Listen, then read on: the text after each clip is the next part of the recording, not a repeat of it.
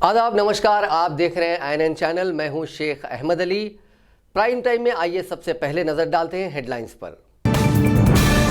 कर्नाटका में कुमारस्वामी हुकूमत गिन रही है आखिरी सांसें, लेकिन असेंबली स्पीकर दे सकते हैं राहत। महात्मा गांधी की 150वीं जयंती पर बीजेपी एमपीज करेंगे 150 किलोमीटर पदयात्रा। मानहानि के एक और मामले में अहमदाबाद की अदालत ने राहुल गांधी के खिलाफ जारी किया समन। 9 अगस्त को हाजिर होने का दिया हुक्म। तेलंगाना से किए गए वादों को पूरा करे मरकजी हुकूमत। लोकसभा में अपनी पहली तकरीर में उत्तम कुमार रेड्डी ने किया मुतालिबा। संगारेड्डी में पीने के पानी का संगीन बहरान। हैदराबाद से पानी सप्लाई करने एमएलए जग्गा रेड्डी ने की मांग। अब खबरें तफसील से। कर्नाटक की कांग्रेस जेडीएस इत्तेहादी हुकूमत अपनी आखिरी सांसें गिन रही है। मंगल के रोज सस्पेंडेड कांग्रेस एमएलए रोशन बेग ने भी अपने ओहदे से इस्तीफा दे दिया। अब तक कांग्रेस जेडीएस इत्तेहाद के 14 एमएलए इस्तीफा दे चुके हैं। इससे पहले 2 इंडिपेंडेंट एमएलए ने कांग्रेस जेडीएस हुकूमत की तायद वापस ले ली थी। इस तरह अब तक 16 एमएलए ने कांग्रेस जेडीएस इत्तेहादी हुकूमत का साथ छोड़ दिया है।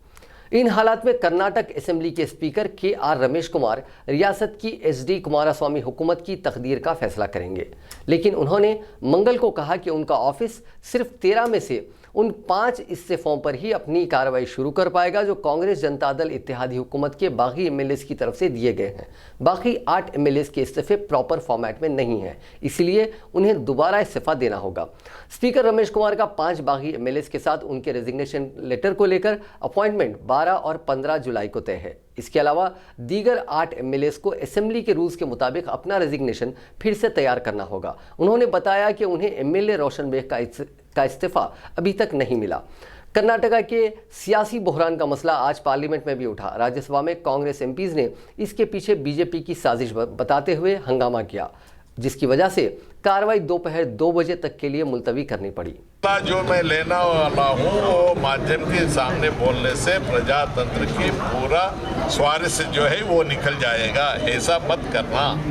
सर, सामूहिक इस्तीफे हुए हैं, फैसला भी सामूहिक होगा या एक? नहीं, ऐसा नहीं होगा, ऐसा नहीं कर पाएंगे। शासन के द्वारा, संविधान के द्वारा एक एक नियोजक वर्ग की जो समस्या है तो वो सुनना पड़ता है, देखना पड़ता है, वहाँ से क्या अहवाल रहता है, हर चीज़ को हम पर्यालोचन करना पड़ता है, बाद फैसला करें। कितना क्या विधायक हैं, आप उन्हीं को मानेंगे या उनको इंडिविजुअली आकर आपको देना होगा इस्तीफा दोबारा से?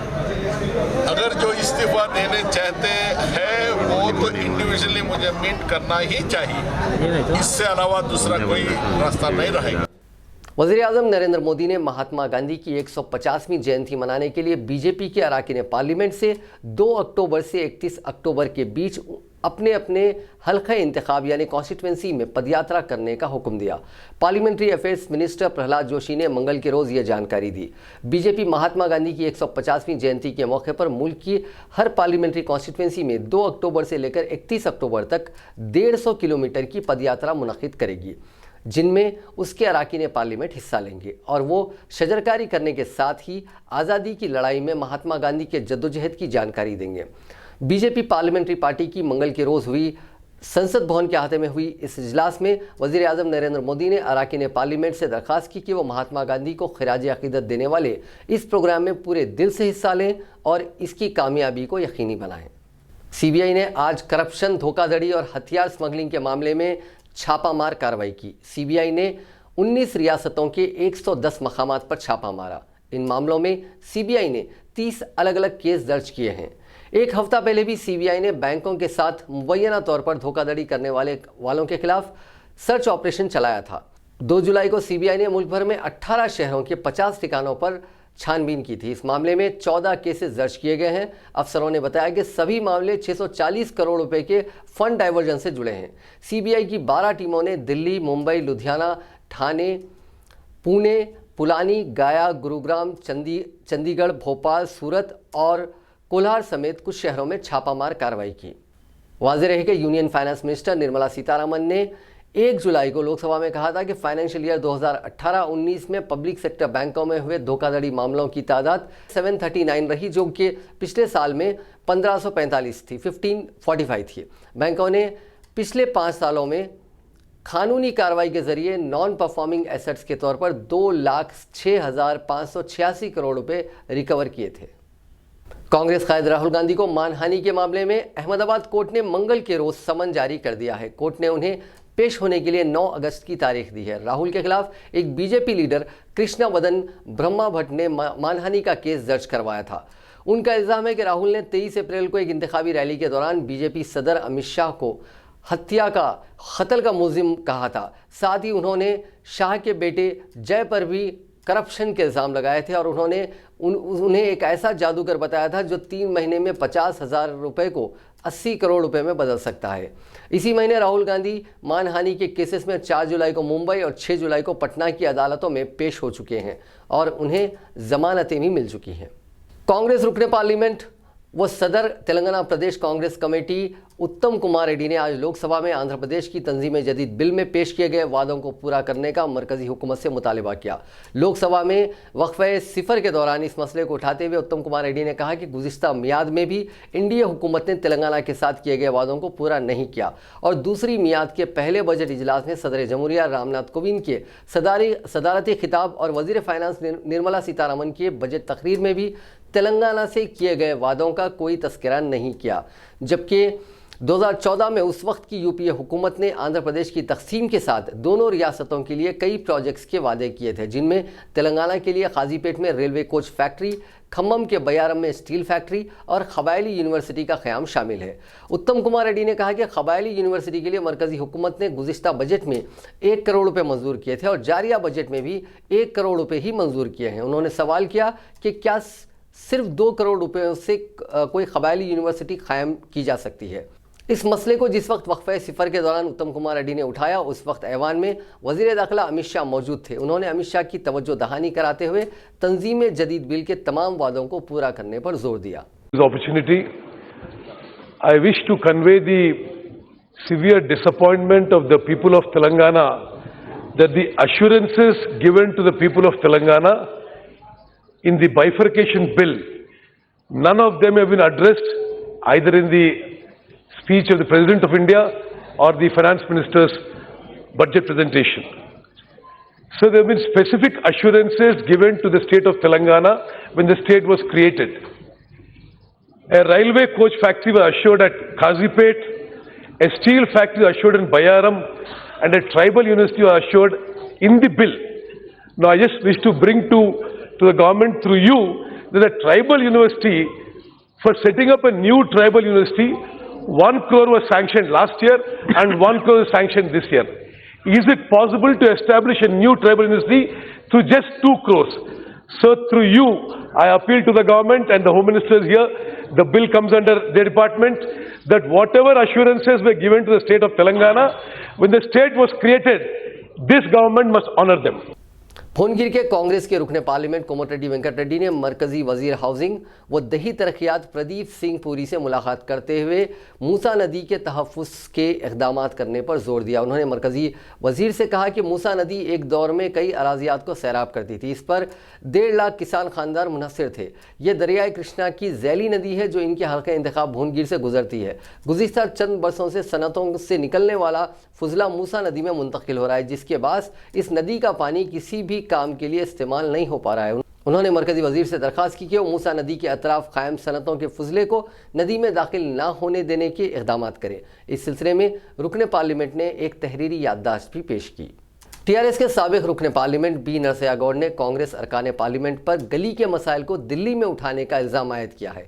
मीडिया से बात करते हुए नरसिया गौड़ ने कहा कि तेलंगाना के कांग्रेस अरकान पार्लियामेंट को असेंबली और पार्लियामेंट के दरमियान पाए जाने वाले फ़र्क की भी तमीज़ नहीं है। असेंबली में उठाए जाने वाले मसाइल को पार्लियामेंट में पेश करते हुए सियासी मफाद हासिल करने की कोशिशें की जा रही हैं। उन्होंने कहा कि तेलंगाना कांग्रेस के अरकान पार्लियामेंट को लोकसभा में बीजेपी से मसाइल को हल करने का मुतालबा करने की हिम्मत नहीं है, इसलिए पार्लियामेंट में भी टीआरएस हुकूमत और चीफ मिनिस्टर चंद्रशेखर राव को तनकीद का निशाना बना रहे हैं। नरसिया गौड़ ने कहा कि आंध्र प्रदेश की तंजीम जदीद बिल के मुताबिक मरकज़ की जानिब से तेलंगाना रियासत को जो प्रोजेक्ट्स मंजूर करने बाकी हैं उसके हुसूल के लिए TRS के अरकान पार्लियामेंट ऐवान में मुसलसिल NDA हुकूमत पर दबाव डालते रहे हैं और इस मसले को चीफ मिनिस्टर चंद्रशेखर राव भी मुतअद्दिद मरतबा वज़ीर आज़म नरेंद्र मोदी और बेशतर मरकज़ी वज़रा से नुमाइंदगी कर चुके हैं। उन्होंने कहा कि बयारम स्टील फैक्ट्री के अलावा खाजीपुर कोच फैक्ट्री के हुसूल के लिए TRS अपनी जद्दोजहद जारी रखेगी। उन्होंने BJP को तनकीद का निशाना बनाते हुए कहा कि तेलंगाना में BJP का कोई मौक़िफ़ नहीं है। पहले इस पार्टी को अवाम का दिल जीतने की ज़रूरत है। अवाम का दिल जीतने के लिए मरकज़ी हुकूमत की जानिब से किए गए वादों को पूरा करना चाहिए। तेलंगाना RTC के चेयरमैन और TRS के साबिक़ रुकन असेंबली S सत्यनारायणा ने आज TRS के ओहदे से इस्तीफ़ा पेश कर दिया। सत्यनारायणा के अलावा उनके चंद हामियों ने भी TRS से मुस्तफ़ी होने का ऐलान किया। पार्टी से इस्तीफ़ा पेश करने का ऐलान करते हुए साबिक़ रुकन असेंबली ने आज गोदावरी खानी में मीडिया के नुमाइंदों से बातचीत की है। उन्होंने इल्ज़ाम आयद किया कि पार्टी में उन्हें इज्जत नहीं दी जा रही है और उन्हें पार्टी की रुकनीत भी नहीं दी गई।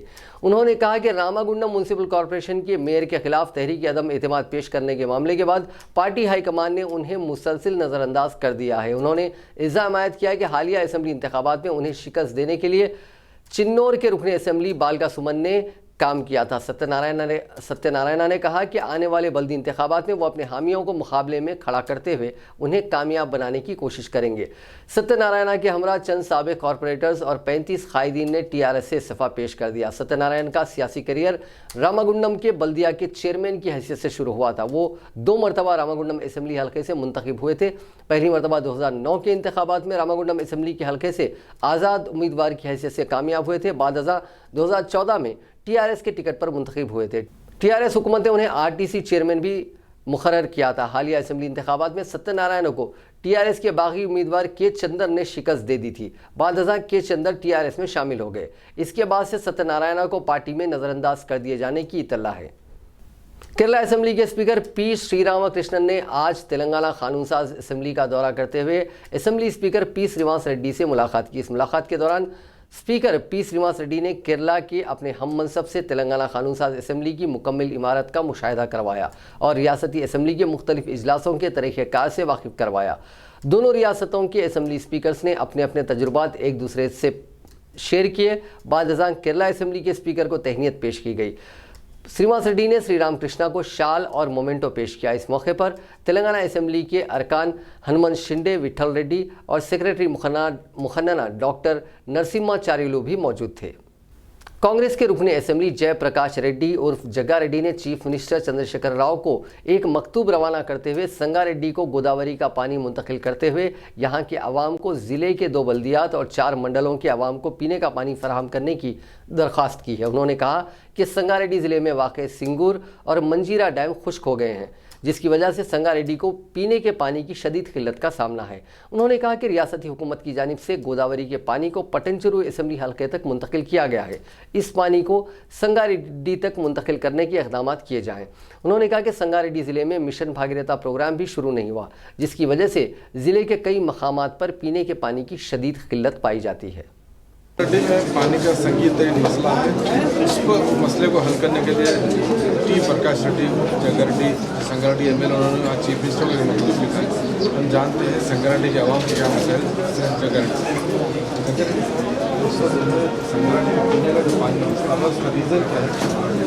रीज़न क्या है? 1.5 साल के पहले वो सिंगूर मंजरा में पानी था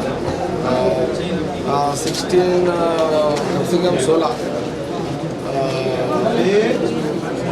पानी वहाँ से TMC 16 TMC पानी लेके वो लोग गवर्नमेंट क्या बोल रहे हैं, वो कुछ ट्रायल रन के लिए लेके गए या कालेश्वरम को लेके गए, किधर लेके गए हमको तो नहीं मालूम। आज तक वो ऑफिशियली नोट नहीं हुआ। मगर जो डैम में पीने का पानी वो सेफ के सिंगूर मंजीरा का पानी है। देखो संगारेड्डी पब्लिक, संगारेड्डी जिला, खम्मम डिस्ट्रिक्ट, हैदराबाद थोड़ा या हैदराबाद बोलो तो असेंबली तक भी मेरे हिसाब से मंजीरा का पानी आता है। ये पानी कभी भी पहले पीने के लिए रखते इसको, कभी भी ख़राब नहीं करते इसको। आज तक ऐसा हुआ भी नहीं। मगर जब हरीश राव इसका मिनिस्टर थे, फिर मगर जीवों से पानी लेके गए 16 TMC। आज वो पूरा ड्राई हो गया, मैदान हो गया, सिंगूर मंजिला खाली मैदान हो गया। हम 1.5 साल से वो मत छोड़ो पानी बोल के भी बोले, हम जो XMLA था बोले, मगर वो लोग नहीं सुने, छोड़ दिए। बारिश फिर डैम सिंगूर मंजिला डैम भरना बोले तो कर्नाटका में पानी आया, वहाँ से इधर आए तो पानी रहता। अभी तक तो पानी नहीं आया। मैं एक बात बोल रहा हूँ, अब वो संगारेड्डी तमाम पब्लिक बहुत परेशान है। ग्राउंड वाटर पूरा खत्म हो गया, बोरिंग का काम नहीं कर रही। कहीं तो बोल दो वहाँ पानी रहे तो ही वो डेथ स्टोरेज वाटर जो रहता उसके तरफ से थोड़ा ग्राउंड वाटर रहता, वो भी पानी नहीं है। इसलिए ग्राउंड वाटर का पानी नहीं है, बोरिंग का भी फेल है। अब ये मुसीबत में संगारेड्डी पब्लिक है। मैं वहाँ के MLA हूँ, मैं 1.5 साल से मैं लड़ रहा हूँ, मैं पूछ रहा हूँ, कलेक्टर से पूछ रहा हूँ, डिस्ट्रिक्ट ऑफिसर से, CM साहब को मीडिया तरफ से बहुत बार अपील कर रहा हूँ, पर आज तक उसका कोई रास्ता नहीं निकला। फिर आज भी जो CLP मीटिंग में फिर एक बार KCR साहब को हमारा ये दरख्वास्त है, फौरन इससे कोई ना कोई रास्ता निकालो।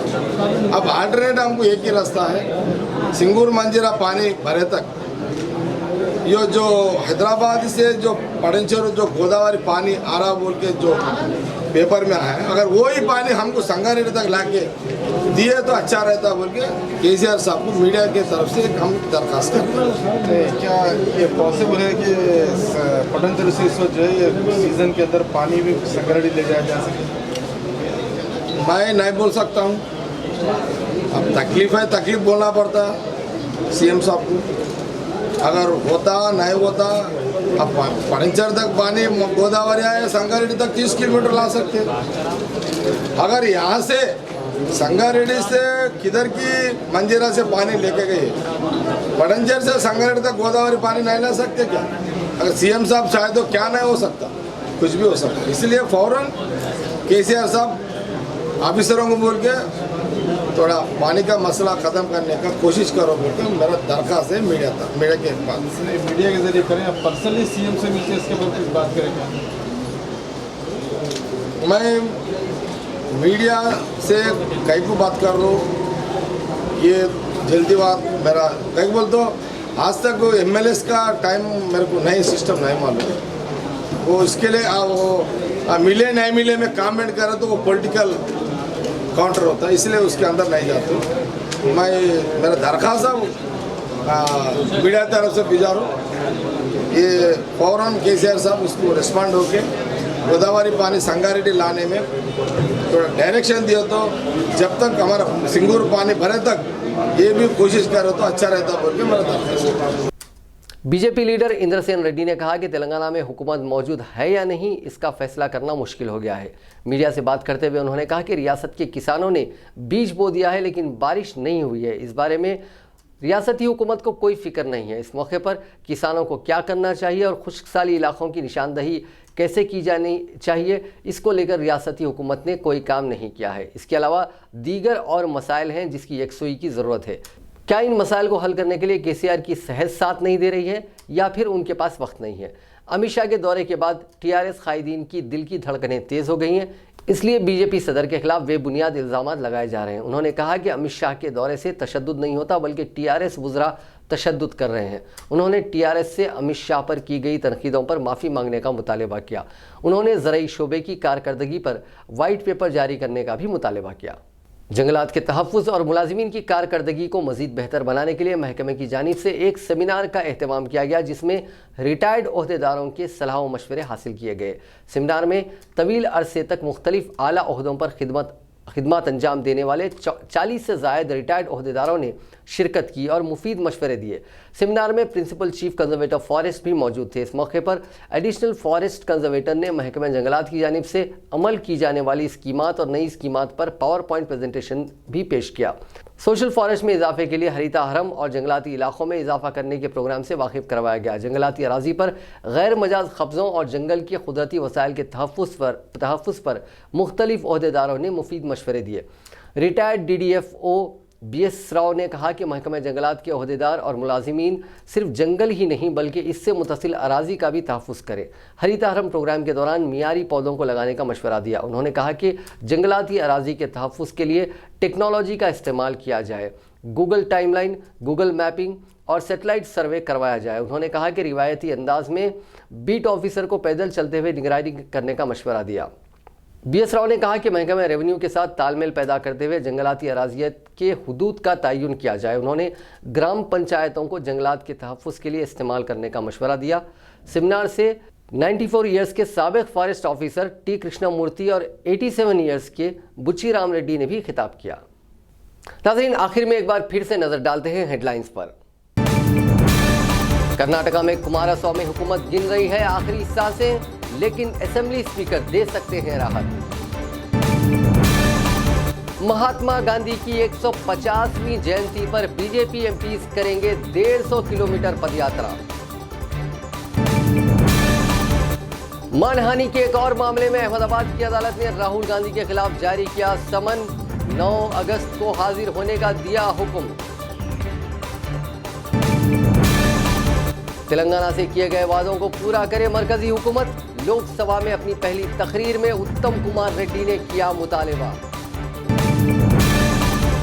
संगारेड्डी में पीने के पानी का संगीन बहरान। हैदराबाद से पानी सप्लाई करने MLA जग्गा रेड्डी ने की मांग। नाज़रीन, आज के प्राइम टाइम में बस इतना ही। देखते रहिए INN चैनल।